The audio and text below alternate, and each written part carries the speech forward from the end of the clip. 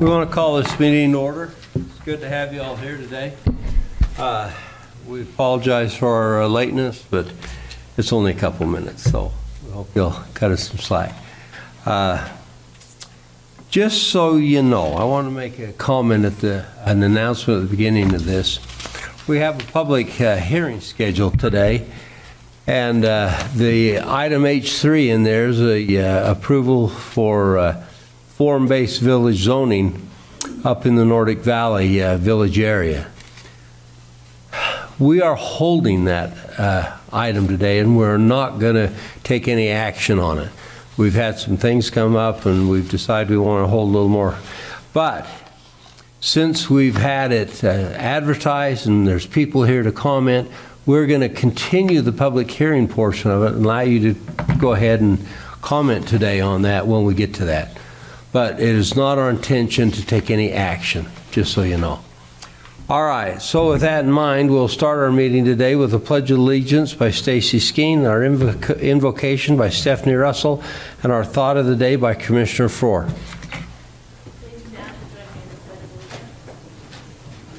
I pledge allegiance to the flag of the United States of America and to the republic for which it stands, one nation under God, indivisible, with liberty and justice for all.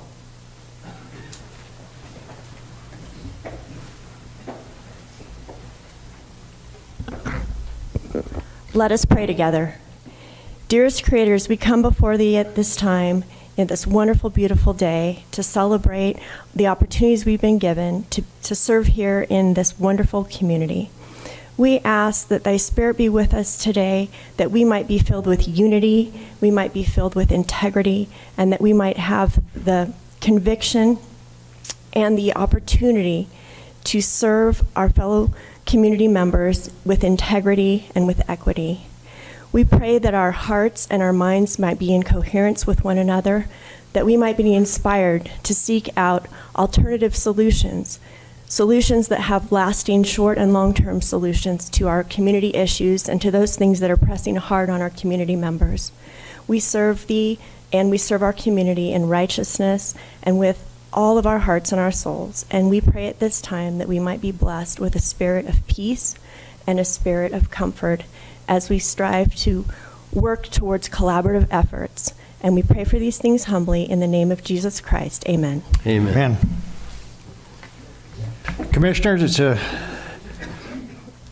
great time of year here in Utah, Weber County. I think we all understand that's Pioneer Day celebration, and some people refer to this as Cowboy Christmas. And being married to a former professional burial racer, it was. And I remember the travel, sometimes she'd do 2-3 rodeos in a couple of days period of time. Now you may ask, how do you do that? Well, they have a thing called slack that some people don't understand. And slack takes into account a lot of the competitors that aren't in the event held that night. And I think they're holding in fact, I know for a fact they're holding the slack barrel racing out at the Ogden Arena this morning. And that's where my wife is at that point in time. But I think it's time to pay respect to our heritage. Obviously, we understand that 175 years ago, the pioneers made their way into Salt Lake Valley, and a lot of what we have today is because of the efforts they put forth from our water systems, sewer systems, etc. Now, the Days of 47, which celebrates the pioneers arriving in 1847, is different than our own Ogden Pioneer Days, and we happen to have the mayor with us today, a former mayor that I'm not familiar with. Harm Peary actually started this tradition, the Ogden Pioneer Days, in 1934. We'd just gone through or finishing up the Great Depression, and he looked for a way that we could bring, Ogden was an entirely different environment at that point in time, Depression, looking for ways to bring some excitement, regenerate some activity in the downtown, and Harm Peary made that happen. And you see the benefits of it today, and I believe, Mayor, we're at now the 88th year, so 88 years, and we have our Mayor Mark Mike Caldwell that is overseer of that today for Ogden City. Anyway, it's a great history. It's a good time of year. Great thought, Commissioner. Get out there and enjoy the events. I think there's a parade on Monday, if I'm not mistaken. Correct. And if I'm not mistaken also, we'll be there. We're riding. We're riding. I'm not going to say what we're riding, but we will ride. Wasn't Harm Perry a big cowboy anyway? I think he wore a cowboy. I think he was, yeah. The pictures I've seen of him have been on a horse. So I saw on that bucking horse that I think it's one of the emblems they use today. I don't know if that's him or not, but it's in the past. That picture's not him. Mayors couldn't do that stuff. But I think maybe the new mayor should have that. Yeah, maybe we should. Yeah. Maybe we should take one of the new mayor. There you go. Anyway, that's my thought, Mr. Chair. Thank you, Commissioner. That's a great thought. We appreciate that. Very good. So the next item on the agenda is public comment for agenda-related items. Now, we're going to go into a public hearing later on, so we don't necessarily want you to comment on the public hearing. But any other items on the agenda you'd care to comment right now, it'd be a great time to step forward and do it. All right, we see that, none, so we'll move to the next item, which is consent items. Consent items today consist of a request for warrants as listed today for $1.623 million. Item 2 is a request for approval of purchase orders in the amount of $213,000. Lynn, are you going to go ahead and summarize those for us? I am. Go ahead. The first of these, 19 purchase orders totaling $213,000. Largest of these, 36% or $77,000 to the library for computer equipment and building equipment. 20% or $43,000 to roads for vehicle repairs. 17% or $35,000 to property management for WEBER Center access control. And 10% or $21,000 to the Golden Spike Event Center for auction arena floor and portable restrooms. There were 237 warrants totaling $1.6 million. Largest of these, 38% or $622,000 to the transfer station for disposal fees, and 9% or $151,000 to 911 dispatch for software and hardware and other computer equipment, and everything else was less than 9%. Thank you, sir. Questions, commissioners? You know, it's interesting. People wonder about what it costs you to get rid of your garbage. That's the net fee that we pay. That's monthly, isn't it, Lynn? Yeah, so that's and of course it's a tonnage, so it varies, it ebbs and flows. But that's what it was this month for our garbage to be landfilled, and they haul that to landfill in Tooele. Very good. Well, we'll finish this consent items then. Item 4 is approval of new business license. Item 5 is a request for approval of minutes of the meetings held on July 5th and July 12th. Item 6 is a request for approval of an interlocal agreement by and between Weber County and the Hooper City for 24-hour surveillance of a ballot box. Item 7 is a request for approval of a contract by and between Weber County and Broadbean Technology for an Oracle vendor who will submit Weber County job postings to job boards. Item 8 is a request for approval of recession of professional services agreement and license maintenance and support agreement between Weber County's Attorney Office and Journal Technologies Incorporated. Item 9 is a request for approval of a Justware license purchase agreement by and between Weber County and Journal Technologies for the purchase of 40 Justware perpetual licenses. This is for our attorney's offices. Item 10 is a request for approval of a professional services agreement by and between Weber County and Pine Technology, LLC, to manage and provide technical assistance with case management software for the criminal division of Weber County Attorney's Office. Item 11 is request for approval of an amendment of a contract by and between Weber County and Victory Supply, LLC for inmate supplies. Item 12 is request for approval of retirement agreement by between Weber County and Trudy Flora. Item 13 is request for approval of Deputy Sheriff Basic Training Reimbursement Agreements by and between Weber County and the following individuals: Kyle Bodkin, Braden Bitton, James Mueller, Landon Silverwood, Justin Bateman, and Brad Pitkin. So, Commissioners, those are our consent items. Comments? After hearing Lynn's recommendations, I'd make a motion, Mr. Chair, that we approve consent items, item F1 through and including 13 as presented. Second. Good. I have a motion and a second on the consent items. All in favor say aye. Aye. Aye. Aye. They're approved. Very good. Now we go to action items. First item is request for approval of a venue use agreement by and between Weber County and Salt Lake City, Utah Committee for the Games, outlining games, host venue requirements, expectation, and reimbursements by the venue and committee. Mariko Rollins. Welcome. Good morning. Thanks for having us. Yes. This venue identifies the Weber County Sports Complex and Ice Sheet as the curling venue for a 2030 or 2030-40 successful bid. 34, excuse me. Colin Hilton and Mayor Caldwell are here representing their agencies. This is the first agreement in the collective Olympic or future Olympic agreements to be signed. Questions, Commissioners? No, Terrific. So we welcome you all here today. Mayor, we want you to know we appreciate your service on this committee and representing not only the county but the city and our area so that we get a little part of these games as well, and it's fun and exciting for us. All right, well. This, I would like to make one comment if I could.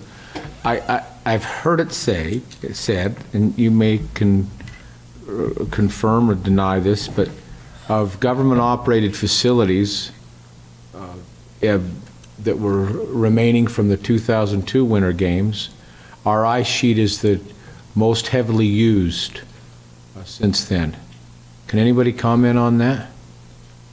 I can confirm that it's up there. I think in general, the collective of all of the Utah facilities are the most heavily used of any facilities in any Olympic Games. At any time? Correct. Okay. Well, I'd kind of like thinking that ours is the top of that list. If it's not the most used, it's the most loved. There you go. There you go, Mayor.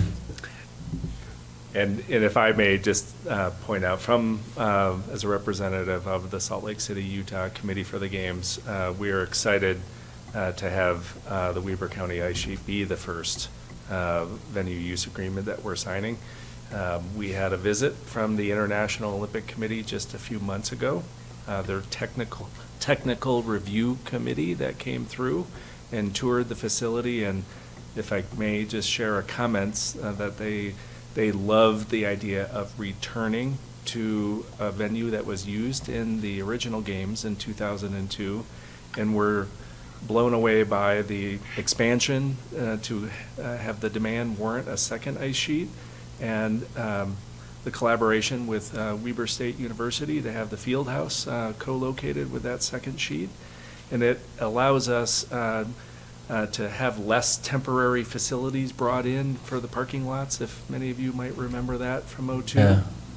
So it really showcases the utilization of an Olympic venue after the original games as a very popular community resource that then can be converted back to use for an Olympic venue, which is very different from how the rest of the world approaches hosting an Olympics. So here in Utah, specifically to Weber County, you should be very proud that we're, as a committee representing Utah, highlighting such a high use and community used facility that can then be used for a period of a 2-month period to host the Olympics and Paralympic Games again in the future. And so thank you very much for your support. We really appreciate it on behalf of Fraser Bullock, who is traveling today. Otherwise, he'd be down joining us as well today. We're very appreciative of your support to this effort, and Mariko and Mayor Caldwell have been terrific to work with. Great. One other question? Yeah, you bet. Go ahead. I just want to confirm, Mr. Crockett, you've had a chance to take a look at this agreement. We had some suggestions. Have all of those been satisfied? So I personally did not look at this agreement, but Liam Keogh in our office did go over this agreement. I know he's been in contact with Mariko multiple times. He has discussed various insurance provisions with me, so I do know that our office has taken a very close look at this contract. Great, I'm satisfied with that. Thank you. Good. How about a motion then? I'll make a motion that we accept this agreement between Weber County and the Salt Lake City, Utah Committee for the Games to be used for a venue for 34. And I'm happy to second that. Very good. We have a motion and a second. It's for 30, is 24 or 30? 30 or 34. 30 or 34. Thank you. Depending on which one we I saw get. that, okay. I saw the 30, then you said 34, so I was just picking up on. I was just correcting. Either of those Just two making options. stuff up. At some time in the future, be it 30, 34, 38, 42, whatever. All right, so we have a motion and a second. All in favor, say aye. Aye. Aye. It's approved. Thanks. Thank you. We appreciate it. Thanks Comment, again. Mr. Chair? Yeah, please do. I think just to pass back to the Salt Lake Committee, we'd appreciate that maybe if it's 1930 for some of us that are kind of on that older side that would like to be there. We're all there with you. Yeah, okay, thank you. A good point, Gage. Well, you're on the young side. It's no big deal for you, I but don't want to for hear it us- from you. The formaldehyde doesn't flow quite then. Oh, very good. Item 2 on our agenda is request for approval of a local transportation funding agreement by and between Weber County and West Haven for projects that are listed low. It's a 2700 West project, 1800 South, and 3300 South. Brooke, how are you? I'm wonderful. Brooke Thank you Stewart. for having me. Good morning. Yes, as you mentioned, we have 3 local transportation funding agreements for your review for projects out of West Haven City. The first project we have is the 2700 West project. With this project, the city is intending to widen and improve 0.57 miles of roadway along 2700 West from about 2000 South to about 2550 South. The city's already improved the first section from about 1800 down to 2000, and this project will just continue with those improvements in preparation for the new junior high school that will be built in the area. This project was recommended for funding by WACOG and then approved by the County Commission as part of the Transportation Priority List for 2021 last November. The city's contributing $800,000 in local funds towards this project, and the agreement before you just outlines the terms related to the sales tax funds that are programmed for 2024. Do you want me to go through all 3? Since I they're don't listed together? necessarily. I don't need to. No, I'm familiar with these. Yeah, we're familiar with them, so we know what the projects are. So the next project we have is the 1800 South, 2100 South Connector project. With this project, the city is intending to construct 0.88 miles of a new roadway from 1900 West, making a connection to 1800 South at approximately 2550 West. This connection will alleviate traffic from the misaligned intersection at 1800 South and 1900 West, utilizing the existing traffic signal at 2100 South, and then creating a direct connection to I-15. This project was also recommended as part of the 2021 Transportation Priority List. The city's contributing $1 million in matching funds towards this project, and the agreement before you just outlines the terms related to the sales tax funds that are programmed for 2024. And the final project out of West Haven City is the 3300 South, 3600 South Connector project. With this project, the city intends to preserve a corridor in preparation for a future roadway from 3600 South and 2700 West to 3300 South and 3500 West. This future connection will also provide a direct connection to I-15 and alleviate traffic from the unsafe intersection at 3300 South and Midland Drive. This project was also recommended as part of the 2021 Transportation Priority List, and West Haven City is committing $500,000 in local funds towards this project. And this agreement just outlines the terms related to the corridor preservation funds that are programmed for 2023. Be happy to answer any questions. So, Brooke, so everybody that is sitting here and online will understand, how do we finance this? This is from 2 funding sources. The corridor preservation funds are funded by a $10 fee that's paid with motor vehicle registrations, and then the sales tax funds are from the third quarter cent sales tax. Right, so it's our quarter cent that we chose to It was put approved on by, our yeah, it put was on approved by the ourselves. voters in 2008. Right. So you folks understand that when you pay that quarter cent, that this is spending it right here. Very good. Thank you. Commissioners? No, I understand it. Been through these. Yeah, I trust the process. It's good. And You it bet. helps the growth out there. Thank you. All right, I'm ready for a motion. Mr. Chair, I'd be happy to make a motion that we approve the local transportation funding agreement by and between Weber County and West Haven City for the listed projects, including 2700 West, 1800 South, 2100 South Connector, and the 3300 South, 3600. That can't be south, that's west then probably. Or excuse me, that is south. That is south, okay. Connector project. Those three is listed today by Ms. Brooke Stewart. Understanding that is around Midland. Yeah. Yes. Yes. I'll second that. Very good. We have a motion and a second. All in favor, say aye. Aye. Aye. Aye. They're approved. Thank Thanks, you. Brooke. Item 3 on our agenda is request for approval of law enforcement service agreement by and between Weber County and the following cities. Far West City, Uinta City, Marriott Slaterville, Hooper City, I should say Marriott and Slaterville City, Hooper City, West Haven City, Huntsville Town, Plain City, Washington Terrace City. Aaron Perry. Chief Perry. Chief Perry. Well, I was getting to that. Getting to that. Chief Perry, go ahead. Good morning, Commissioners. I was sitting here looking through the presenters and you weren't listed.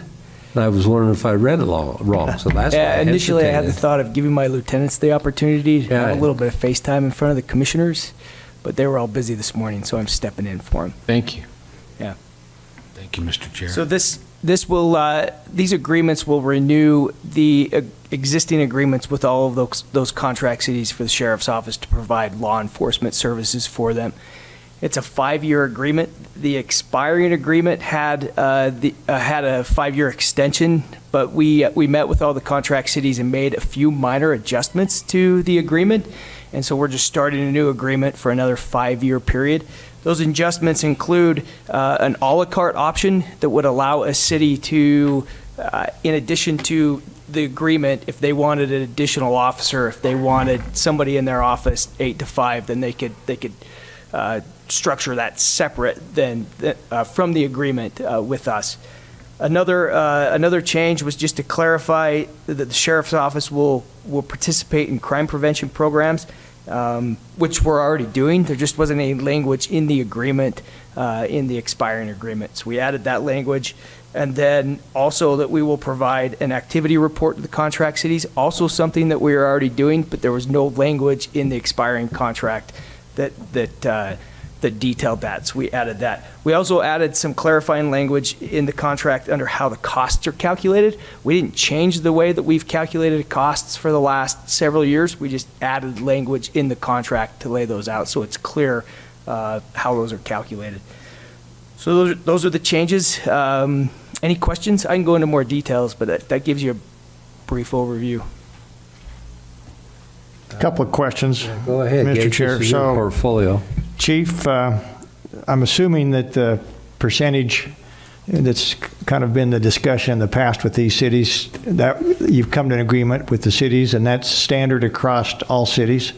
Because I know there was some discussion about some cities wanting different percentages in terms of crime versus population. Correct. So the fee is consistent across the board. Currently, the way we structure it is a 60-40 split. Okay. 60% going to pulling from calls for service, 40% population. In this agreement just establishes the relationship that will provide that service. In the agreement, those fees can be renegotiated every year. So inside of this 5-year agreement, every year we can sit down and renegotiate those fees. So that could be, and it generally is, kind of an ongoing discussion every year of how those fees are going to be decided. We made the change from a 50-50 split 2 years ago to the 60-40. Last year, we just kept it the same for the agreement that we're in currently, but it is something that that is a discussion point and can still, underneath this agreement, be discussed every year and Good. modified as needed. Yeah, and he actually answered my second question, which is that it's a 5-year contract, but the rate, the percentage between calls for service and population can be adjusted every year, which I think is a fair, because as we see the county grow in certain areas, crime calls for service will increase or decrease based upon what that growth dictates. Correct.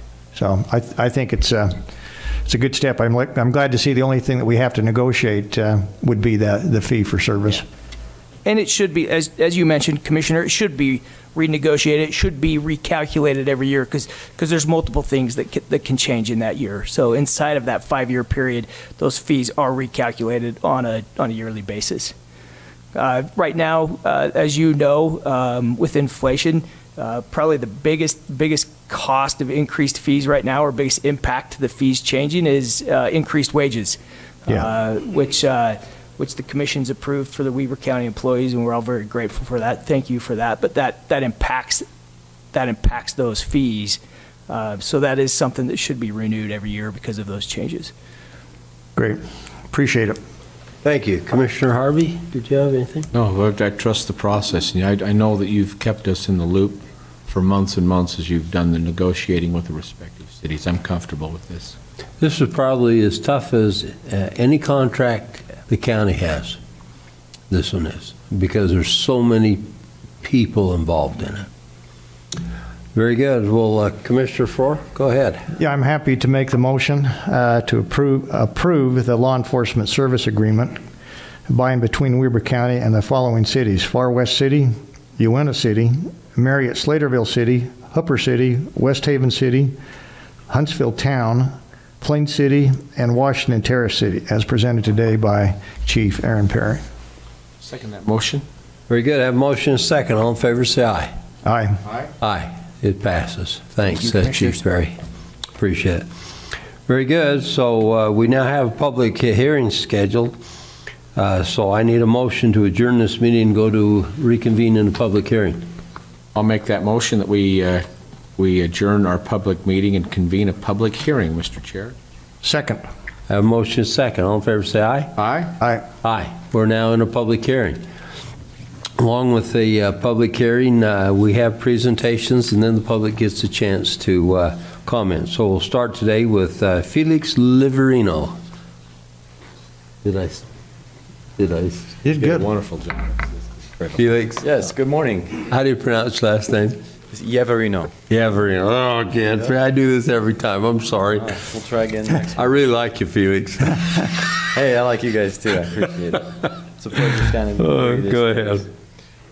So what we have before you today is approval of an ordinance to vacate some 10-foot public utility easements up in the eastern edge of the unincorporated Weber County near Causey, up above Causey area. There's a subdivision up there called Evergreen Park.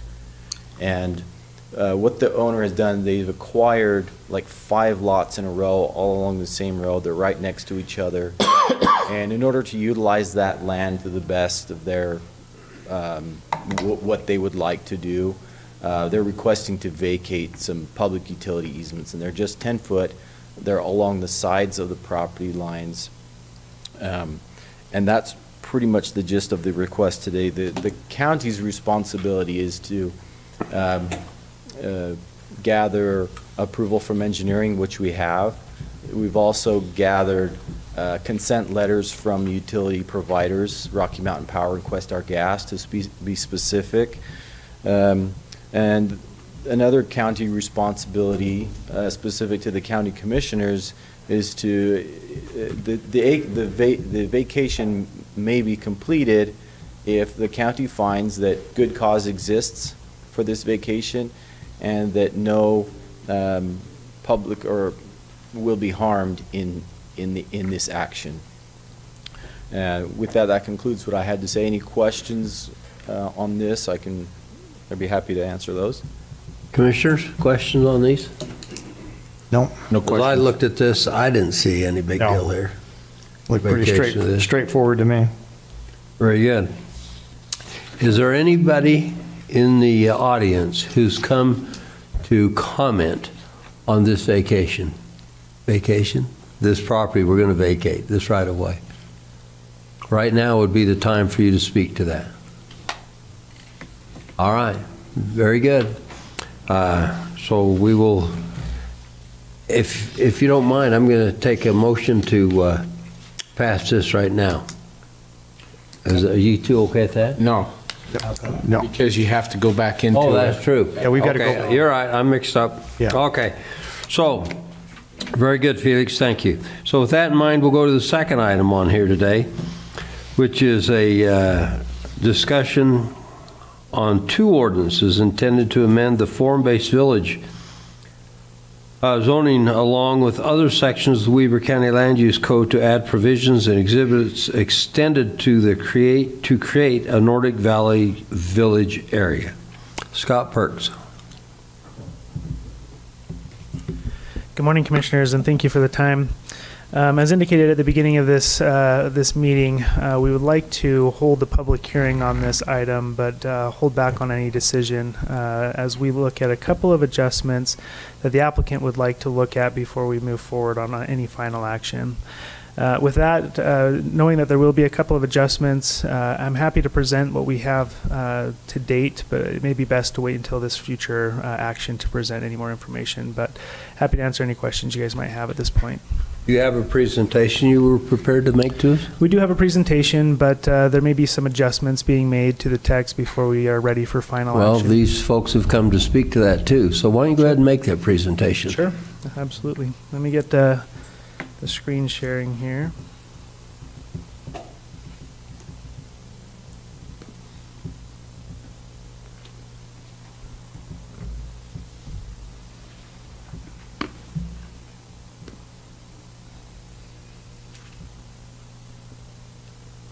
Yeah, bear with me while this Zoom fires up.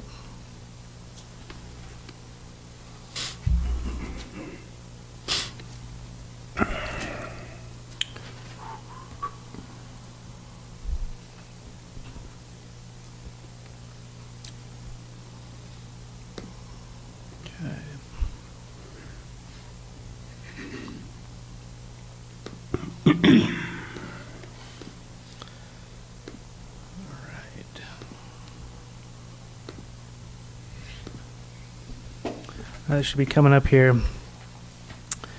So, Commissioners, what's before you is a text amendment to the existing form-based village zoning ordinance. The text amendment that is before us is initiated by an applicant that would like to create the Nordic Village area within that existing ordinance. As you'll recall, the general plan from 2016 called for the creation of small village areas throughout the valley floor. This exhibit that you see is taken from the general plan, and it identifies in these red circles here where these villages would be appropriate to cluster development. Now, back in 2016, when we were looking at this general plan, we had to look at a couple of alternatives. Where do we put the density that is already allocated on the valley floor? Do we allow it to sprawl 1 unit per 3 acres? Or would we prefer, as an alternative, to cluster them into village areas? The second of which was that preferred alternative, and which is adopted in that plan. So looking to try to find ways to cluster the density into village areas. I think of this as the valley floor is a bathtub full of water, and these red circles as sponges that we're tossing into the bathtub, intended to soak up some of the density, preserve some open space on the valley floor and on the foothills, and direct development where we think it's appropriate in these small village areas. So what we're looking at in this form-based village zone, this zoning classification was first adopted back in 2021. And what it was a new zoning classification. It was a land use tool to help us create these village areas. And it's unique in that it is somewhat of a hybrid between traditional Euclidean zoning, which is the traditional separation of uses, grouping uses together and separating them, and a newer methodology called form-based zoning, which focuses more on the form and the function of buildings along streets as opposed to just the pure clustering of uses. So the form-based village zone uses small area planning to create these villages and to designate street types and to identify the form that should be taken in each of these zones. And when this ordinance was first adopted back in 2021, we created the small area plans for Newtown and Old Town Eden, and you can see them in this colorful exhibit on the right, where these two village clusters, we designed the street network on what we call a street regulating plan. You can also call it a small area plan. They're somewhat synonymous. But the idea behind these small area plans is to help guide direction on our future land use decisions. If we were to rezone property in these village areas, what should the form be? What should the function of these buildings be? What should they look like? But something that is important to note is the form-based village zone, if we rezone property to this classification, does not serve to upzone any property at its face value. Traditionally, if we go from like a 1 acre zone to a half acre zone, that doubles the density. But in this case, that is not how this tool works.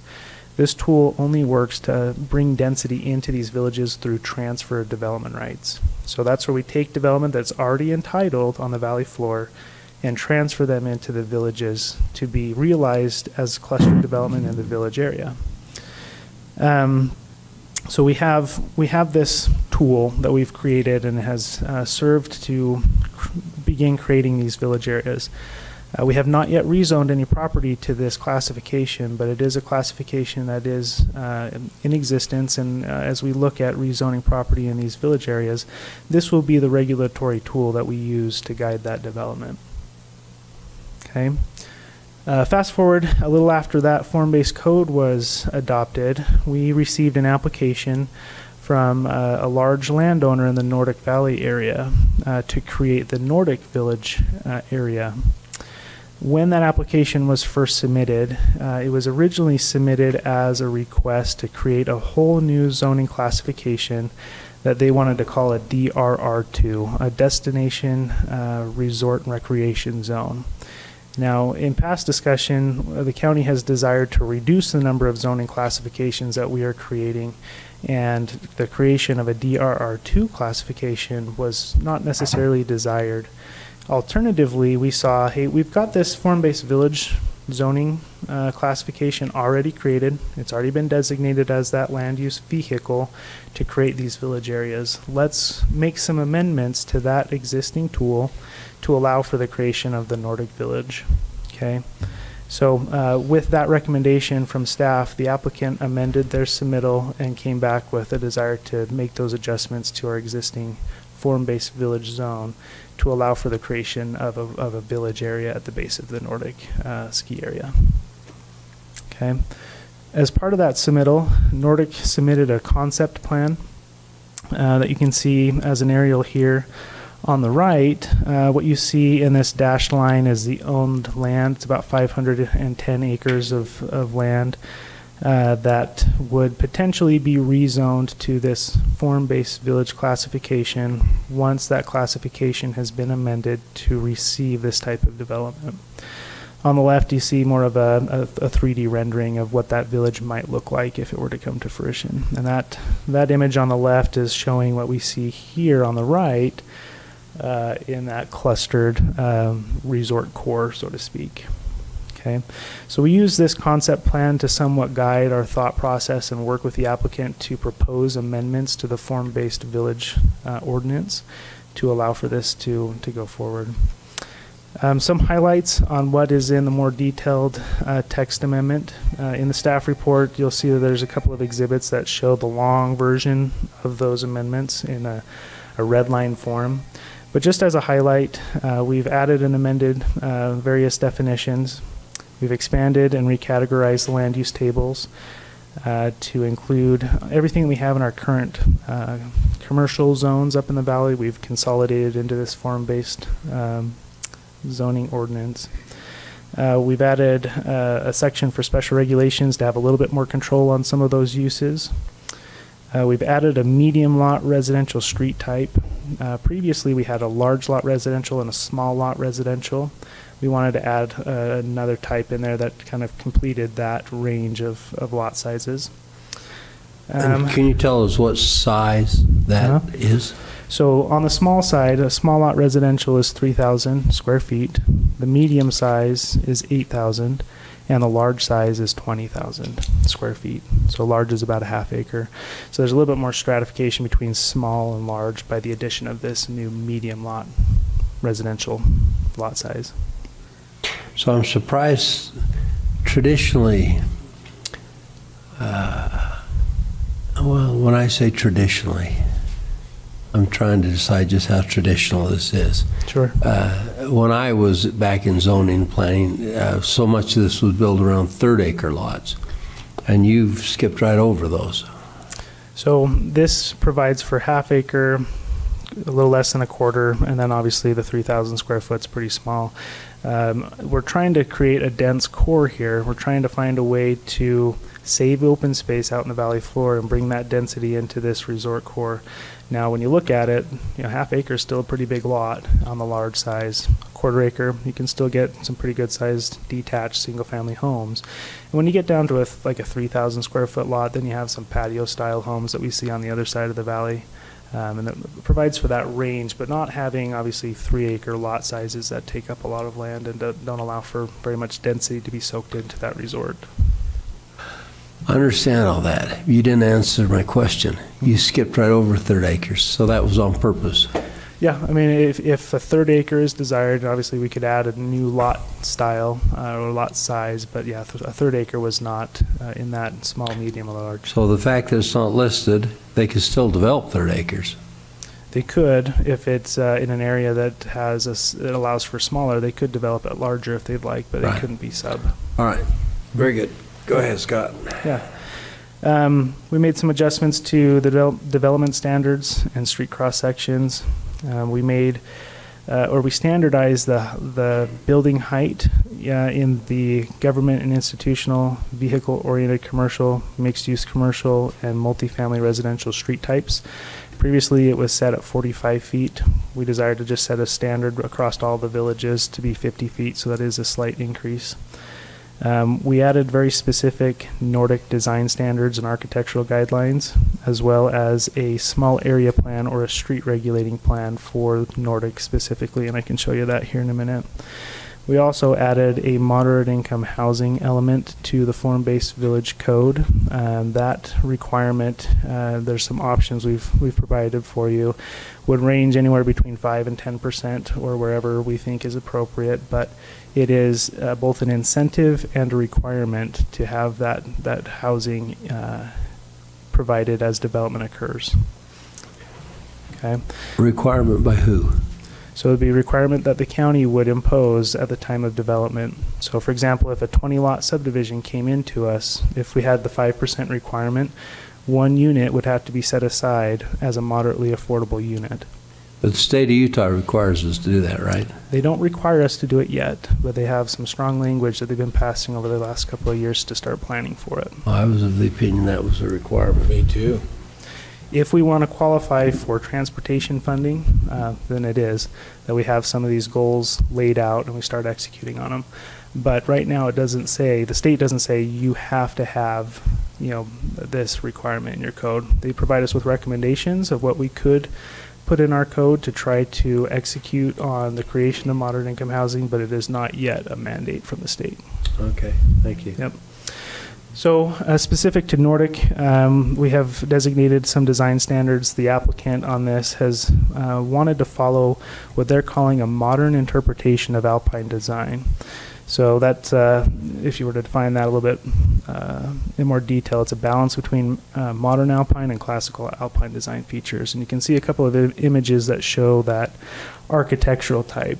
If you'll remember, Newtown and Old Town Eden also have their specific architectural standards that are specific to those village areas. Where this is a ski resort area, they would like to go with an alpine design theme. Okay. Let me go into a little more detail on this street regulating plan that has been created specific to the Nordic Village. This is a planning document. It is a map that shows a hypothetical future of what could occur at the Nordic area through multiple land use decisions and rezone decisions down the road. I want to be clear, if we were to adopt this amendment with this Nordic-specific street regulating plan, it will not rezone anybody's property. Okay, it shows what we could potentially rezone a property to if requested by that landowner in the future, but it does not guarantee a rezone. If somebody were to ask for a rezone, we would look to this document as a guiding document and make a decision from there. But it does not entitle anybody to a rezone, nor does it serve to rezone anybody if it were to be adopted. Okay, let me show you this plan here.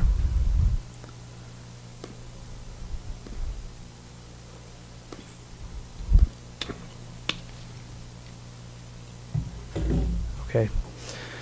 So similar to Newtown and Old Town Eden, we've created a street regulating plan. Again, it's full of colors and full of street connections, both existing and potential future street connections. I'll zoom in here to the core.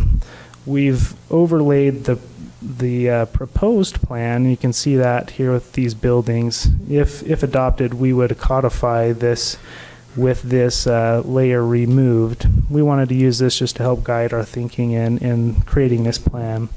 But each of the colors specifies a different street type, whether that's mixed use commercial, multifamily residential, large, medium, small lot residential, down to the rural. And what you'll see is this plan has been put together with a larger village area in mind, the Nordic area. And as you'll see, the core slowly radiates out towards the edge with lessening intensity, so that transect goes from a mixed-use, high-density core down to current zoning at the periphery. And the darker green out here is current zoning and the 3-acre minimum. So we've created a plan, a hypothetical future, where we could accommodate more density coming into this village area, but also it has been designed in a way to allow a transect to evenly bring that density up into the core and not be an abrupt change from one street to the next. Okay. Do you guys have any questions on what this map does and does not do? So those roads you have in there, some of those don't exist today. That's right. If you see the dashed lines, these are hypothetical connections that may or may not be made in the future. The solid lines are existing, and if property were to request a rezone, we would look to this map to tell us what type of design and building should be on either side of the street. Very good. Okay. So what is the difference? You got to go back there. When you see the yellow, there's a difference in the yellow between Viking Drive and the other yellows. What does that mean? That's right. So Viking Drive is more of an orange here. We've designated that as medium lot residential. Medium lot, as we had discussed previously, is an 8,000 square foot lot size minimum. The lighter yellow you'll see further to the east here is large lot residential, which is a half-acre lot size. So it goes from 8,000 square foot on the orange here on Viking to half-acre on the yellow further to the east. So there's a fair amount of concern today, and I just want to get right to this, that the bulk of the lots that have been developed up here in the past are acre lots. That's right. And so by making this a village area, whether they're in the you called it orange. I guess I'm colorblind if that's orange. Don't look at me. Yeah, you are colorblind. Anyway, between the two colors, depending on what happens, some could go to half-acre, which would double their their ability to have more on their property. And if you went to a medium, it would triple. That's right. And just to be clear, if somebody were to request a rezone to one of these street types in a form-based village, they will not automatically get that density. It is not an upzone. If they request a rezone and they are granted a rezone, they would still need to transfer density into their property from the valley. They'd have to buy that density to move it in. That's correct. Okay. Yep. Just want to make sure we all understand exactly where this is. Yep. Let me go back to the presentation. What does it, here. hold on, for the sake of those who maybe don't know, if I can, Mr. Chair, what does it mean they would need to buy that density to move it in? So, for an example, let's say down in the. I mean, I know what it means, but I don't Sure. think Happy to everybody explain. knows. I think that's fair to. Yeah, no, this is good to understand. So let's say, for example, we've got a farmer who owns 9 acres down in the valley floor in a 3-acre zone. Okay, 9 divided by 3 is 3. So they have 3 residential entitlements. They could split that 9 acres into 3 lots and create 3 homes on that property. Let's say they only want to build 1 home. So they build 1 home. They use up 1 of those entitlements. And then let's say somebody who lives in this Nordic area requests a rezone. They are granted a rezone, but then have to find, where do I get these entitlements to transfer in? They could contact that farmer down in the valley floor, negotiate to purchase 2 of his remaining density rights and transfer them onto their property in Nordic. That would create an open space easement or a reduction in development potential down in the valley floor where those units could not come to fruition, and they would be realized in the Nordic area. So it's a 1-for-1 replacement of density in the valley floor. So you transfer out of the valley into one of these village areas, whether it's Nordic, Newtown, Old Town Eden, or any other village that may be created in the future. What if you found a farmer up by Red Rock, by Causey? Could you do the same? You could not. So the ordinance is specific as to where you can transfer these units from, and we are very specific about the zones where they are allowed to come from, and they very closely resemble what is the valley floor as shown in the general plan. Thank you. Yep. So, just so everybody knows, the very first time this has ever happened just took place here a couple of months ago. That's right. And we allowed density to be sold So you're not a at sister-in-law. Oh, is that online? Yeah. Whoever's online, could you mute yourself?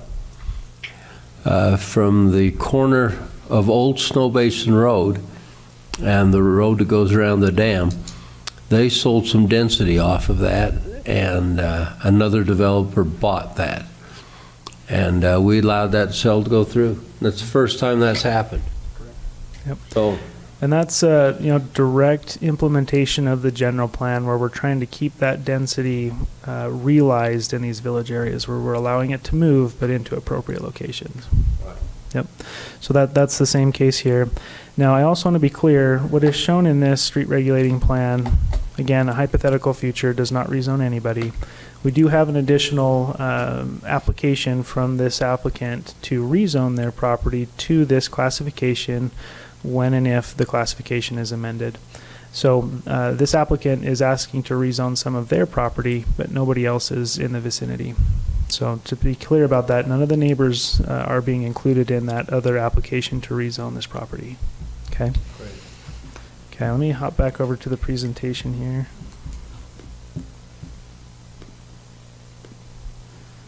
Okay. That's all that I wanted to share on the Nordic specific. If we want to make any action on this in the future, we may also include some amendments to our language that governs terminal and temporarily terminal streets, which is another topic of discussion, but I'll cut my presentation off there for now. Great. Thanks, Scott. We appreciate it. So once again, our intention is not to move on this today. Now, we're in a public hearing, so we'd like to invite all of you who've come who would like to comment on this data, please step forward. There's not a lot. Traditionally, we try to limit these to 3 minutes because we have lots of people who want to comment. If you run over a little, I'm going to give you a little attitude here because there's only 8 or 10, 12 in the audience, so it looks like they've come to comment on this. So please step forward. We'd love to hear your comments on this and how you view this. Would you state your name and where you live? First off, thank you for your time. My name is Robert Coons. I live at 2557 North, 3750 East. That's in Nordic.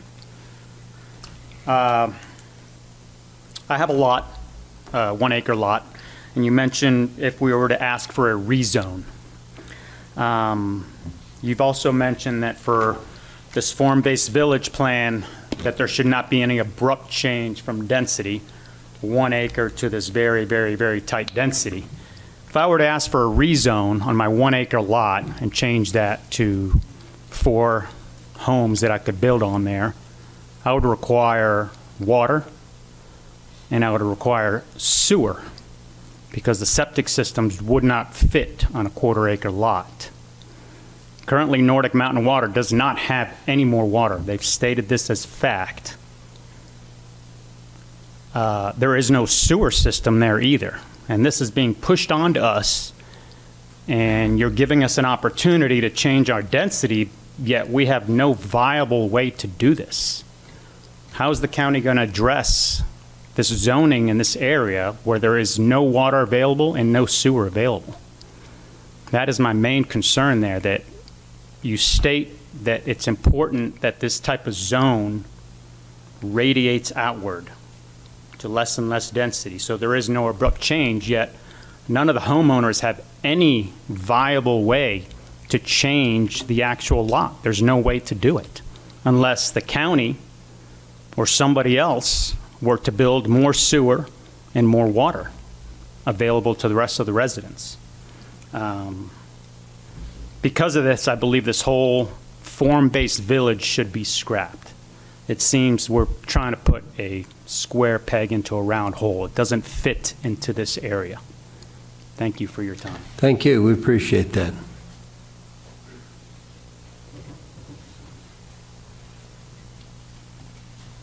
Good morning, Commissioners. My name is Felice Quigley, and I live at the base of Viking Drive and Nordic Valley Way. I had the pleasure of speaking with you back in April with Joanna and Doug. Joanna can't be here today because she's traveling on a family vacation that's muchly needed, I'm sure. I just have a couple follow-up comments. Part of the goals of the general plan, as set forth in Land Use Implementation 1.4.2, are evaluating transferable density rights. There's mention of an ordinance which is specific, but I'm not quite sure what ordinance we're referring to determine what those transferable density rights are. I believe that if you look closely at 1.4.2, it specifically says that an applicant for determining whether or not they're going to transfer density rights, one of the factors that we and you have to look at is the consistency with surrounding land uses and the extent to which the transfer advances the goals of the general plan. It says that it has to be consistent with private covenants, compatibility with the surrounding land. If you look at Nordic, and I'm sure you've all been up there, I know that Commissioner Forer has been up there, you look at the homes that are established. We have probably close to 300 homes in Nordic, some of which have been there over 50 years.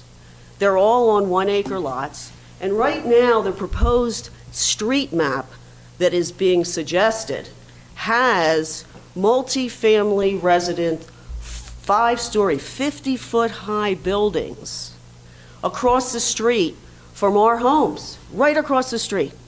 Now, what was done, I believe, in connection with this new street map, because of the lack of any transition between multifamily residential and between medium lot residential, which our houses are now going to be targeted as, because of that, they drew 2 lines down the end of the street, down Nordic Valley Way. On one side is a solid orange line. That denotes multifamily residence.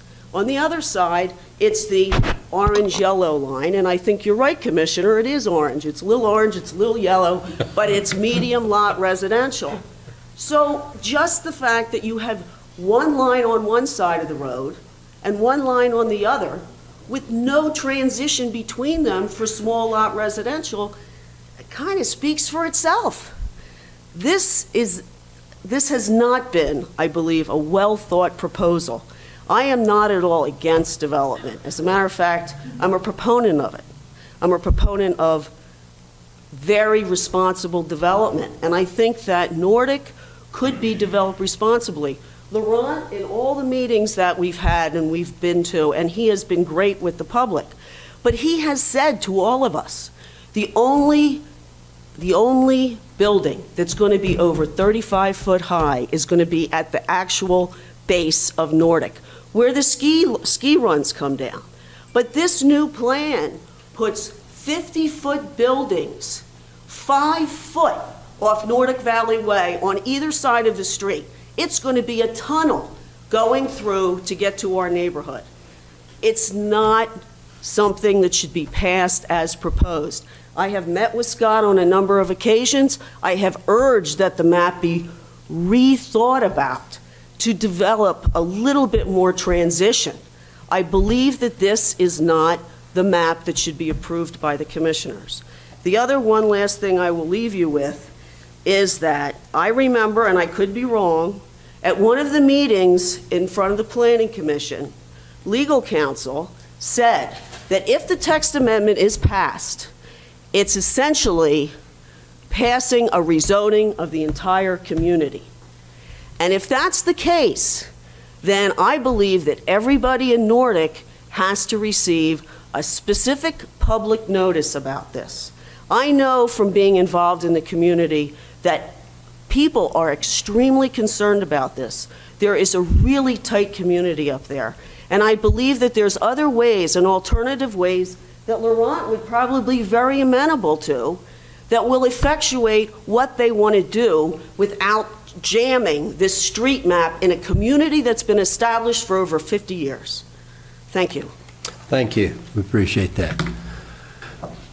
Just keep coming. This is your time. Good morning, Commissioner. Some good points already made, so I won't... Name and address. Some good points already made. My name is Mike James. I've lived in Nordic Valley 27 years. I'm on the bottom of Viking Drive. Thank you. And during that time frame, early on, I was not accepted as a newcomer. And so some of the old-timers in the valley, put up resistance, and one of them was my neighbor. And he lived in a log home directly behind me, and he had a fault survey done on his property. And that survey said he owned part of my property. Well, straightened that out, and he was angry. So he was using different agencies to harass me into leaving. And one of them happened to be the fire agencies, Dave Austin, the Weber County Fire, the Forest Service, and unbeknownst to me, he had turned me in as my fence was a fire hazard. And so I don't know if they were up here on a training exercise or what, but there were 3 or 4 agencies up here, up in the valley. And they asked if they could come up and see the situation. So I said, sure. Well, all of a sudden, 3 fire trucks and a number of agencies came up the street and parked on the street, and you would have thought we had a big situation going on. And 4 or 5 gentlemen walked into my backyard. And we went back and looked at the fence, and they started to laugh. They said, his house is a bigger fire hazard than yours. It's undefensible. Now, this is the point I'm getting at. And so just out of curiosity, since I had all these agencies there talking freely, I said, well, what do you think about my house? And he said that your house would be one of the few that would be defensible. And I said, what do you mean? He said, Nordic Valley is one of the biggest fire hazards in all of northern Utah. And so he said that they had already predetermined which houses in that valley, which is scary, that they could defend. Now, if you're living up top of Nordic, that doesn't sound like a good prospect, that they can't really get in there to help you out. So my concern is this high-density type situation. Since most fires are human-caused and you increase the density, you increase the fire hazard potential. Not to mention if they're rentals, people come in, don't know the fire regulations, they shoot off fireworks. We've had a number of those instances. So my concern is we're setting up a huge fire potential. And the water issue's already been addressed. Nordic has said that they're doing no more hookups. So other than, I believe, the grandfathered sites. So I think it would be irresponsible to vote for a situation that would put our property rights as well as our safety at risk. Thank you. Thank you, Mike. Others?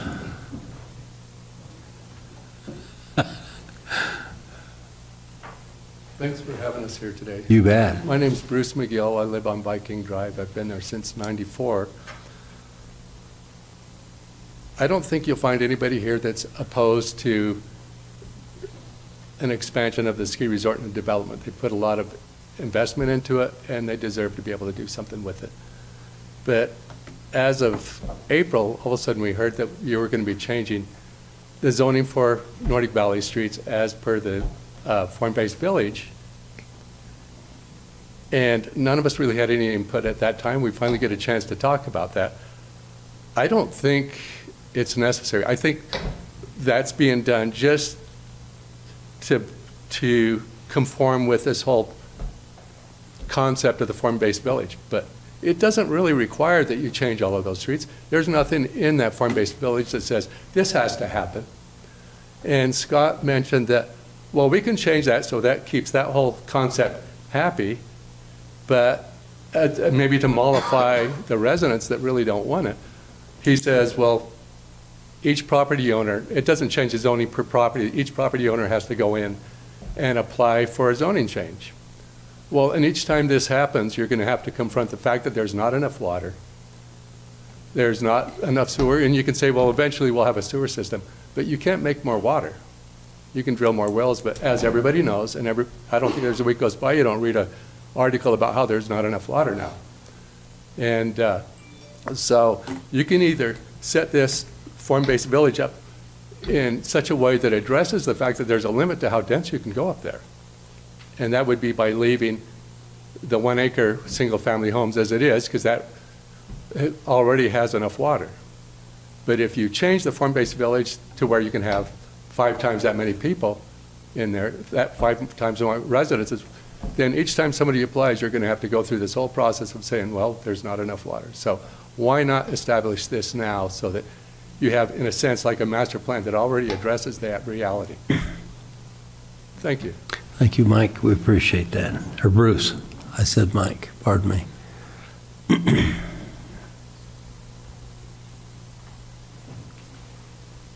Hello. Thank you, Commissioners. My name is Peggy Dooling-Baker, and I live at 2619 Nordic Valley Drive and have for the last 37 years.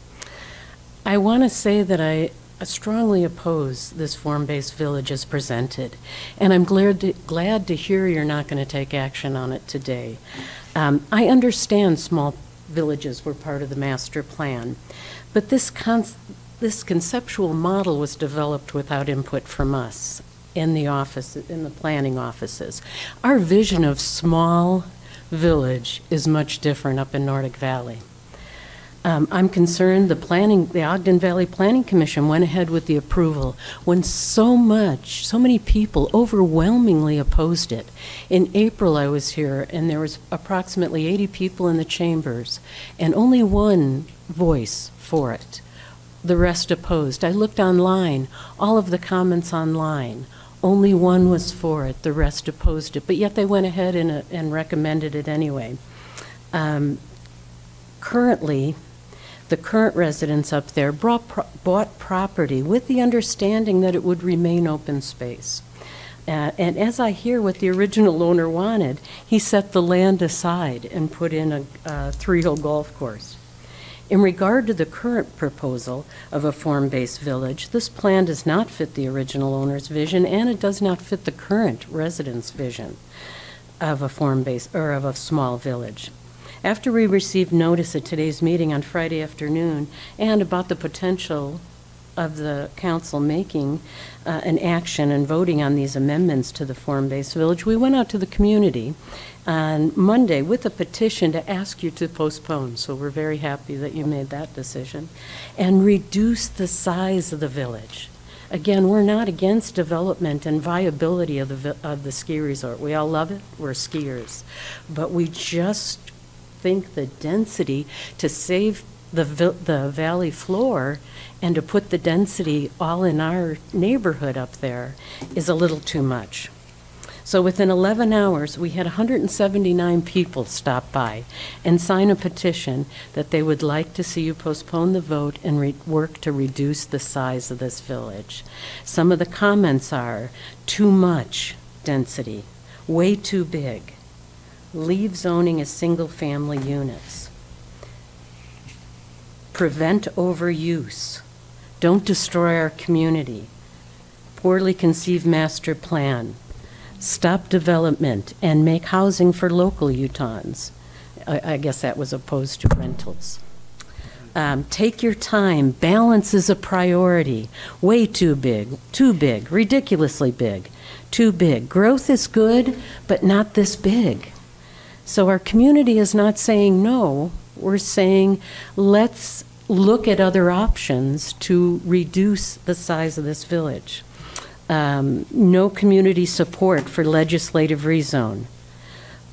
Let's focus on future water use. We had 2 people stop by, one from the base of the road of Avon, whose neighbor ran out of water already, and one who has a lot in Wolf Creek who can't build because there's no water. So water is a big concern for us. Let's keep the valley. Please don't approve the change on Viking Drive. Too big, way too big. We don't want it. Irresponsible development. Concerns that the South Village hasn't been abandoned. No increase in density. Compromise. Stay small. And a couple of these I really liked, also would like to highlight. And it says, let's talk, slow down. Slow down, smaller scale, no water, and make it fit our area. So 170 people took the time to stop. I had a number of people email me that I couldn't include in the survey because they didn't have a signature, but they were out of town on vacation and emailed their support. So just wanted you to know what the residents' comments and what they were thinking, the constituents. So according to the land use plan, resorts within an approved destination and recreation resort zone shall, by and large, enhance and diversify quality public recreational opportunities. And here's the part I like: contribute to the surrounding community's well-being and overall instill a sense of stewardship for the land. So this large form-based village plan is too heavily slanted to development and therefore will be detrimental to the surrounding community's well-being. To be good stewards of the land, we should not rezone one of the last open space parcels and make it a commercial zone. So I'm very happy you delayed the vote and request consideration of a smaller plan with less impact to the environment, less impact to our resources, and less impact to the residents in the valley. Thank you. Thank you very much, Peggy.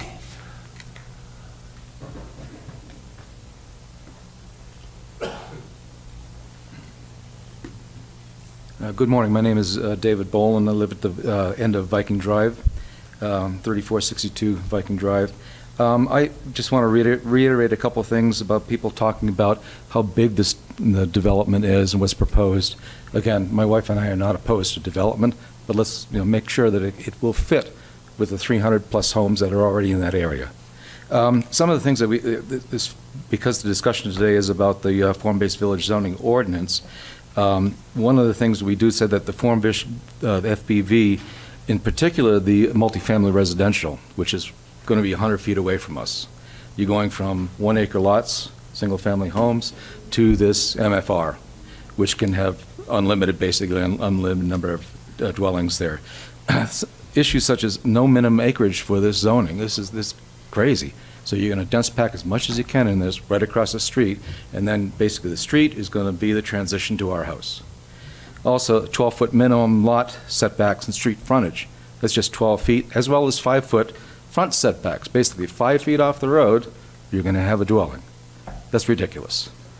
No minimum rear lot setbacks, no maximum percentage of lot coverage by a building. Basically, you can dense pack as much as you want in there. Again, right across the street from our house. No maximum number of residential units per lot.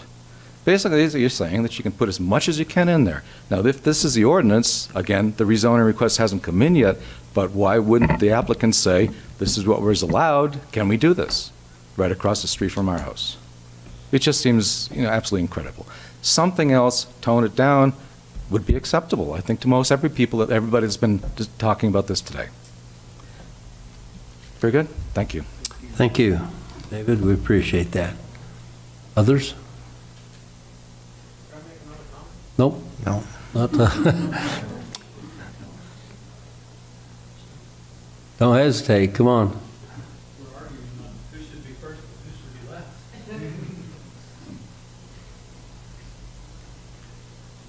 Good afternoon, gentlemen. My name is Dan Mabey. I live in Farmington, but I'm an owner of 6 acres just immediately across from this property at 3662 Nordic Valley Drive.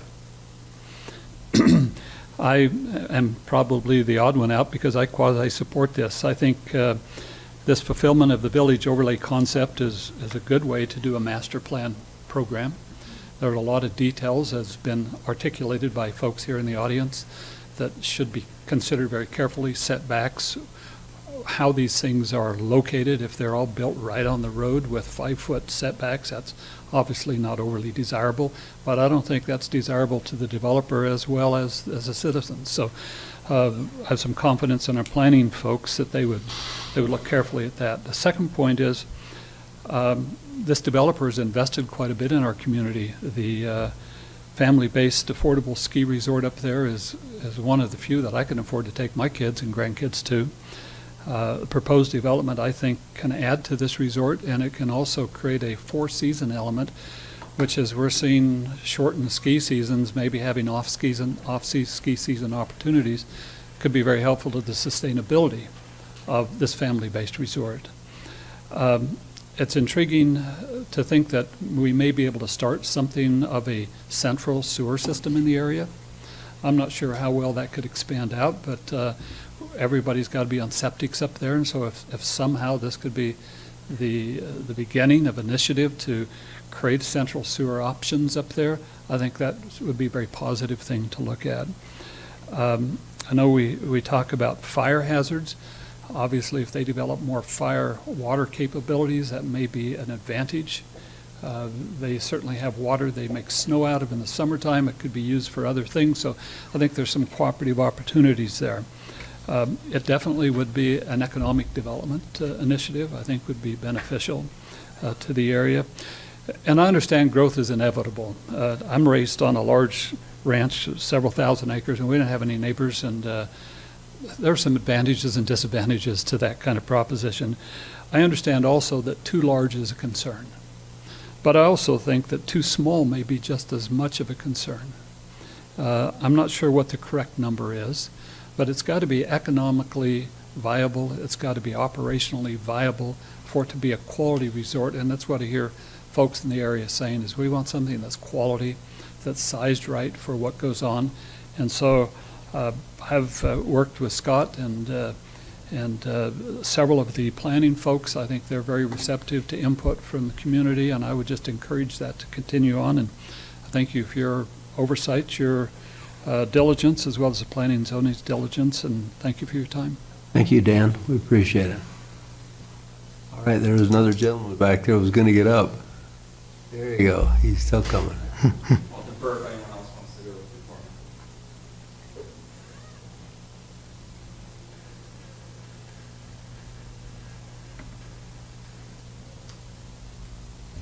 Hi, Commissioners. Good to see you all again. My name is Doug Weber, 3701 Viking Drive. If you recall, the three of us met, three of us from the community met with each of you individually, 2 of you guys together, a few months ago. We brought up our concerns. One of the things that I took away from that meeting, and Gage, I got an email from you. I'll just quick refer to that email. And I appreciate you writing me back. It said, we'll be slowing this process down so we have time to investigate all your information and listen to more public input. I just got back from vacation. I just got off a flight like 6 hours ago, or got home at my house 6 hours ago. This just came up on Thursday to be heard today and voted on. I don't feel like that's adequate time for public input on this issue. It's a very, very big issue. I feel honestly like you guys are trying to kind of slide this in when people are away on vacation and not giving us enough time. That's the first thing I feel. And I think it's too fast. This is a very important issue. The other thing you guys talked about was property rights, how important property rights were to the applicant here in this case. I'm a property owner as well, as all these people are here. There's about 300 lots there that are owned by individuals that are currently residents and vote for people like you in this community. There's roughly 600 people maybe that own that, family, spouses. What about our property rights here? You guys are proposing to create a framework to rezone our neighborhood. We don't want that. There's no reason for it. Not opposed to building a village at the base of the ski area. But I think a village is quite a misnomer. I think it's misleading the public when we say a village. I calculated about 4 square miles that this village is going to contain with the new rezoning. I'm fearful that this new rezone for Viking Drive is going to allow a developer to come in and purchase the empty lot next to me or a rundown cabin and buy transfer property rights. You mentioned in your meeting on last Tuesday on the Zoom call I listened to that John Lewis has transferable property rights. He could come in and buy the lot next to me and build 4 or 5 homes right next to me, tear down all the trees. That's what we're worried about. We don't want that. We like to see trees in our backyard. We like a buffer to our neighbors. People have horses and chickens and animals. That's what we like. We want to keep that. I don't think that the construction of the Nordic Valley village at the base of the ski area requires the whole neighborhood to change and change our property over time. I realize it's not going to happen immediately. I realize there's a lot of things that have to happen in order for those additional units to be built. But I feel like we're giving a foot in the door for developers. We're not there for the money. The people that live there enjoy living there the way it is. I would actually call it almost perfect. It's a wonderful place. Changing it is going to be irreversible. It's a very serious and dangerous thing, I think, this street map, what it's doing to our community. And I just don't feel it should be part of this ordinance that's being passed. I feel like that map should have some time and thought put into it, more so than it was done. I brought this up at the Planning Commission meeting. At the very end of the meeting, I mentioned it again, that it was a very dangerous thing. To be honest, I didn't even realize the implications of this map until I attended that meeting and heard the presentation from Scott and Charlie. I don't think it's been communicated to the public what's being done by all of these village rezones or framework. It's going to happen in other places too. And I don't think, I think that this framework maximizes the impact to the existing neighborhood instead of minimizing it. Way too big, right? You see all those signs. We're trying to minimize the size of this, minimize the impact to the Nordic Valley, preserve that character. This street map does not preserve the character that the Ogden Valley plan was shooting for. It could destroy it in the Nordic Valley neighborhood. And that's my biggest concern. I don't want to stop this process. I realize this is a long process, but just hear us. Please hear us and take this to heart. I don't think it needs to be passed today with the street map as it is, because I think it's going to be more work for us to come back and try to propose an amendment to change it back to the way it should be. I just want you guys to put more thought into that. That's my biggest request. So I would ask that the existing 300 lots in Silverbell Estates be removed from that street map. I don't think they need to be there. If you want to add village to undeveloped area or add new street maps and rezoning to create a framework for places that are not developed, I think that that's a fair thing and it should be discussed publicly. But I do not think that Silverbell Estates and any of the existing homes that Nordic Valley area should be included in this street map unless they just retain the basically 1 acre lots. 1 unit per acre. Thank you. Thank you, Doug. We appreciate that. So, Stacy, we have some online. Yes. Name again?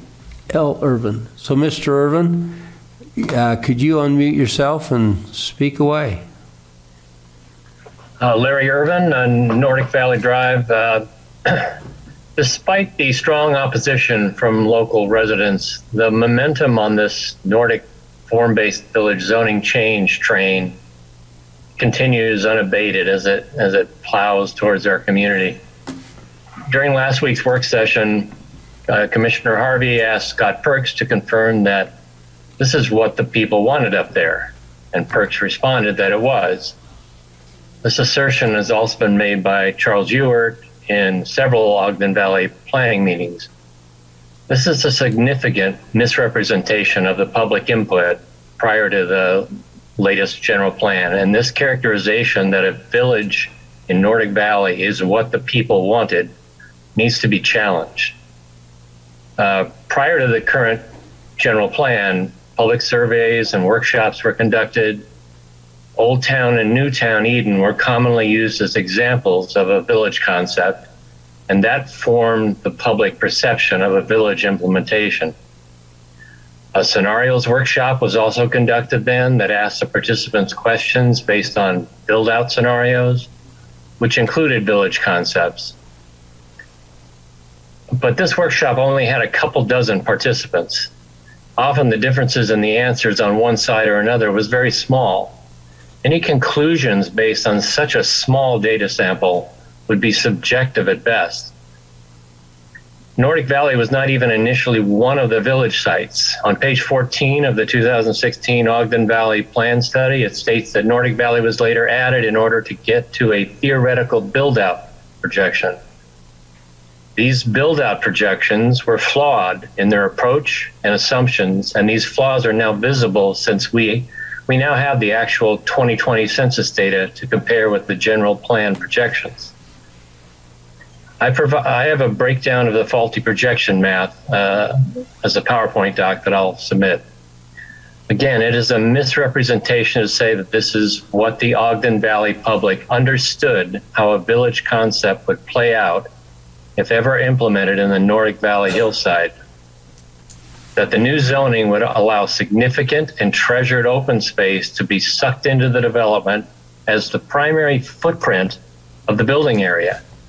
If there's any doubt about what the public wanted, then I suggest we ask them again. This whole process seems backwards. We are discussing amending a new zoning to favor a proposed project so that the new zoning can then be applied so the development can be approved. A project that could otherwise not be considered with current zoning. We in Nordic Valley had every reason to expect that a ski resort development would eventually occur, but no one expected the rules would change in this way to create a development of this size and location made possible by a zone change that allows the consumption of the beautiful open space the community treasures. We ask the county commissioners to stop this train and do not take any action on Nordic Valley amendments. Zoning amendments, we are assuming Commissioner Ferrer will be abstaining from the discussions and voting on elements that directly or indirectly impact the proposed development, since he has a financial interest in it. We can't make a mistake here based on a subjective and self-serving interpretation of the public input from 7 years ago. The stakes are too high, and the character of this community is in jeopardy of being negatively and permanently impacted. The character everyone appreciates and what drew folks to live in this area.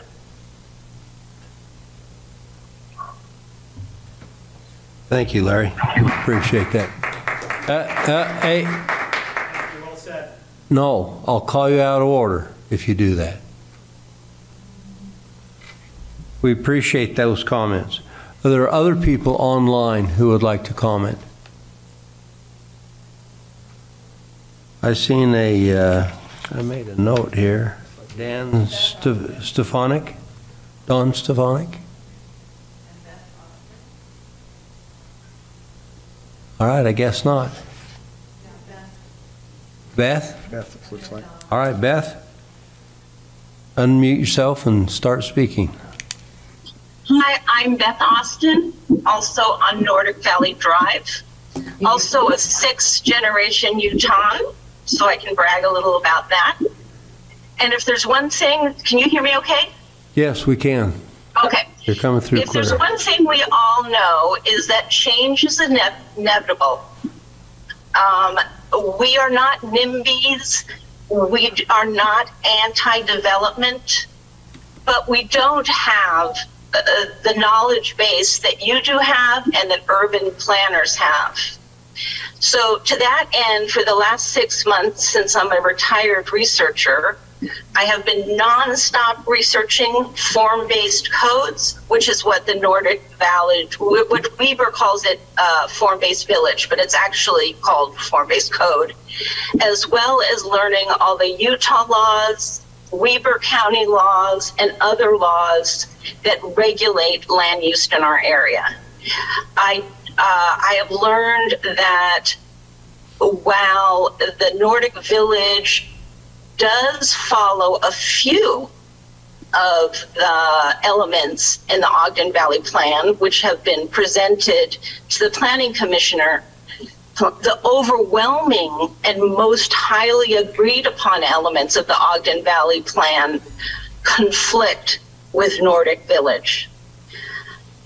including the fact that the highest priority is preserving land that is already zoned for open space. They want all commercial or most of commercial development that's pre-zoned for commercial development to be used before rezoning any more land. And they would like those businesses to be locally owned or majority locally owned in order to preserve the economic viability of those who live in Ogden Valley. And I think we all know the problem of out-of-state developers and most of the money going out of state. The other thing I don't think the Ogden Valley Planning Commissioner understood, and a lot of them are new, is that unincorporated Weber County is not covered and protected by a lot of the nuisance codes because we don't have municipal nuisance codes. There's a few, like barking dogs and drunken disorderly people, but most of the most important ones are not regulated. Therefore, if residents are directly near all sorts of permitted uses that emit fumes, odors, dust, toxins, and other unpleasant and disruptive noises, there's nothing they can do. There's one tiny line in the Nordic Village form-based ordinances that discusses some mitigation coming from indoor uses only, but it's very subjective. And the people that will be deciding that will be the regulating body of the form-based village, which will be the developer, because they own the vast majority of it, even if a few residents join. I also don't think they really understood that form-based villages, while mixed use, only put together compatible uses. In no way should a low-density residential existing neighborhood be faced with a neighbor who joins the form-based village and builds a waste treatment facility, a fire station, a school, any type of public utilities that are by their very nature extremely disruptive to the existing property rights of local residents. And there's no way that we will be able to mitigate those disturbances because we don't have the proper codes. Other form-based codes in municipal, even Park City, New York City, Alta, Sandy, they all have that infrastructure. We do not. And it really makes us vulnerable. And I do not think that's good planning or good governance. And I hope you will reconsider going back and spending more time. Thank you. So Beth, when you refer to infrastructure, are you talking about the physical infrastructure or are you talking about the infrastructure in the code? I'm sorry, could you clarify that? I'm talking about the permitted usage of... In the code. In the code, correct. Very good. All right. I just want to make sure I understood that right. Okay, there's the widest number of permitted usage in the form-based code for Nordic Village in any other zone in Weber County. And I think that's because the staff planners are so busy with all sorts of tasks that they simply ported everything over generically, as opposed to only allowing permitted uses that are necessary and compatible. Very good. Thank you. So, Stacy, that's everybody online? This is Shanna. I don't know how to put my hand up. I can't find the icon to That's okay, Shanna. Go ahead. Go ahead. Okay. One of my concerns, too, is that the way with mixed use, and then with this being really in a resort community, instead of the original goal of having village areas, take the density off the floor and put them in these village areas, because of the nature of it being a recreation area and then the form-based allowing for the mixed uses, we're defeating the original purpose of allowing density or community members to be able to build in a cluster area to take that residential zoning off the valley floor.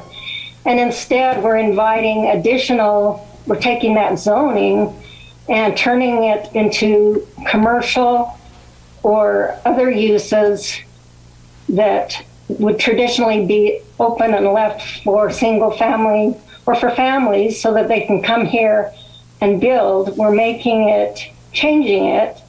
So again, we're having less affordable housing in that now some of this form-based zoning or code is allowing this density to be turned into commercial and other uses, and other uses that are more geared for a recreational zone. And so there again, we're defeating the purpose of making affordable housing for families to come here and settle and be able to set up their families here.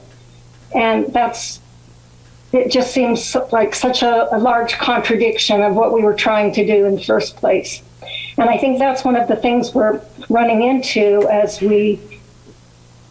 our original goal is to have the density in village units, but we're putting them in recreational areas that are not for the residential families, so they can afford to come here and live, and we have a community that doesn't look like it's overbuilt with a sea of roofs.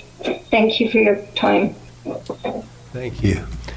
All right, is there anybody else in the audience that would care to comment before we close this? See none, I'd accept a motion. So moved. Second. And that motion is to return back to a... Yeah, close it. Yeah, motion is to close the public hearing, go back into our scheduled meeting to address the issues of H2. Very good. So the motion is to go back to a regular meeting. All in favor, say aye. Aye. Aye. Aye. So we're there. Very good. We want to thank all of you today for your comments. They're well appreciated. So now the question is if we're going to take any kind of an action on ordinance 2022-18. So Charlie, you're standing there. I'm just here to answer questions if you would like any responses. We're taking careful notes on public comments, and if you'd like any of them addressed, we're more than happy to do so. This first one would be for Felix Yavarino first. Well, hold on, but he's saying those folks are just walking out the door. This happened during the Planning Commission's public hearing. A lot of folks left right after comment and didn't stay for the answers. I was expecting that we would later on meet and go through these individually, see how we're going to react and if we feel desire to. Okay. Happy to do that in work session with you. Very good. Thank you. Thank you. So, Commissioners, I'm looking for a motion. Are you looking for a motion on H2? Right. Mr. Chair, I'll make a motion. This is the item that was presented by Felix Yavarino about the 10-foot strips. I'll make a motion that we vacate those utility easements as presented by Mr. Yavarino in the Evergreen Park subdivision. This would be ordinance number 2022-18. Very good. Second. Have a motion and a second. All in favor say aye. Aye. Oops, that's an ordinance. Craig, go ahead. Sorry. Okay, roll call vote for ordinance 2022-18. Commissioner Floor. Aye. Commissioner Harvey. Aye. Chair Jenkins. Aye. Very good. That passes. Well, we said that we were not going to take any action on H3, so that concludes our work today. Commissioner, comments? Yeah, I'd like to, do you need a motion to hold that, or do you think we're all right?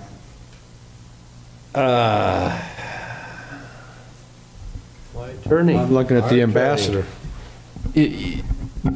The action on the public hearing is request for approval. It's on the agenda. I would recommend that you table it if you're going to table it to a time certain, or just table it for further discussion, not to a time certain. I think that's probably appropriate. Mr. Chair, I'd make a motion on agenda item H3 that we hold 2022-19, 2022-20 for future conversation, future Very action. good. Motion is to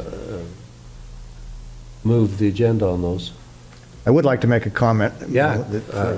Hold on, let's see if there's a second. We have a second.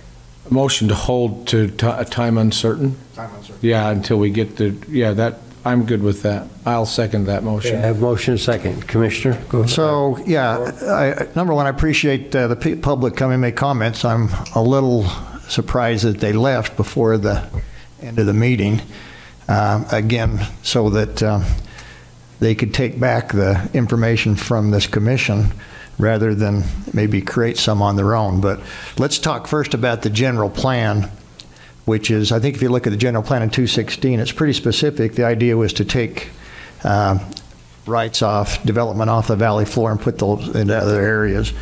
So I think you can interpret that, but that's really I think the emphasis of what the planners looked at, looking back to that 2016 plan, in eliminating that ability to what I would call sprawl the valley floor. Obviously, we have a current ordinance in place that allows TDRs to be transferred from the valley floors into resort areas only. It's not widespread. We also recognize, or I recognize the property rights of the existing landowner that has the ability, with whatever number of units he has, that he could spread those units out on that total acreage, which again flies in the face of that general plan to consolidate rather than put those on hillsides in the valley floor. With that, I also recognize, and I think a lot of the comments today related to the transition between that village area and what that impacts, I think that needs some additional discussion. In my career, I think it makes sense to have what I would call logical transition. You don't go from an industrial area into a 3-acre zone. You have to have a transition area that makes sense. And so that needs to be addressed, I think, with public comment. And obviously, I would encourage those people that say they haven't had the opportunity to comment, that we've had planning commission meetings. This has actually been, I think, discussed for at least 6 months. So the opportunity out there exists. And I would not accept that as an excuse to show up at a meeting that something's been on the agenda or talked about over the last 6 months and ask for postponement. I think there's some areas here. So if you want to be heard, if you want your voice heard, show up to those commission meetings, the planning commission meetings, make your comments available so we have those. And that's, with that, I would say that we have some work to be done. I think that it was a worthwhile discussion, and we'll deal with that sometime in the future.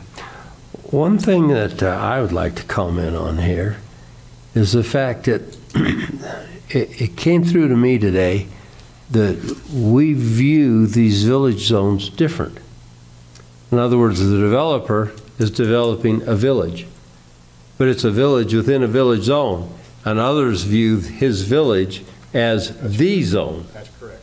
And there's no question, that's a message that maybe we haven't sent, Charlie, I don't know. But I do believe that we've got to sit and talk about that, because there is a general misunderstanding on what the village area is. I think you're right, Commissioner. I brought this up with the Planning Commission as well. We're using the term form-based village zone. We probably should have just said form-based community. Right. Yeah. Because we're not talking about a village spread out. Somebody mentioned 4 square miles. That is not at all, even if you were looking at quarter-acre zoning, that is not at all what a village is. And so that may be something that we want to tweak with this change, is instead of calling it the FBV, maybe we call it the FBC, form-based community. And they might have villages in them. They might not have like villages in them. The general plan tells us to do small area planning. That's what this is. Village, not village, let's call it a small area or a small community. That's Yes. really what Very I think. good. Yeah, I absolutely agree with that. Thanks. True. Yeah. All right. Yes, Commissioner Harvey. So with that too, I appreciate the comment that was made by Mr. Irvin that said this is what the people wanted. I was corrected in our meeting just yesterday. Mr. Irvin, you're right. The people didn't want any kind of density up there at all. And there were two options because of what existed up there. There were two options. One was to scatter the density all across the mountain. The other option was to take all that density and put it in a community or a central location or a village. Of those two options, I was corrected to say that of the two options, this is the one that they preferred rather than scattered all along the ski resort and everything else. And so I stand corrected and I appreciate that. But that's, I appreciate the comments that were made today. I've taken copious notes today and appreciate that time to listen. Thank you. Thank you. We'll have a motion and a second to delay this. All in favor, say aye. Aye? Aye. So we will address this, I would think, again. I will put it on the agenda again in the next week or two, depending on when I can get votes for you to do that. Okay. Great. Okay. Very good. So, commissioners, comments? Oh, good meeting. Learned a lot today. Good to hear. And I appreciate us being the first Olympic venue that's ready to go for the next Olympics. Very good. We have a Commissioner Ford. I didn't mean to cut you off. Did you have something else to say? Okay. Good. Thank you.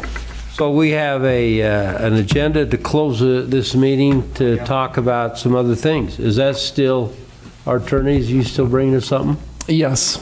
Okay, this generally has to do with litigation or property purchase. So with that, a motion to close the meeting to go into closed session. I'll make a motion that we close our Board of Commissioner meeting to adjourn to a private, a closed meeting to discuss pending litigation. Second. All in favor, say aye. Aye. Aye. Very good. So folks, right now, we're going to go in the back room and our attorney is going to make a presentation to us, and then we will come out and tell you if we've decided to do anything. But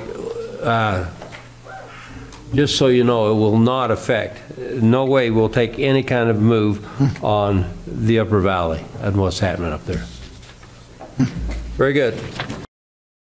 Meeting. So Commissioner Frohr? I'd make a motion that we adjourn. And I'll second that. All in favor, say aye. Aye. Aye. We're adjourned.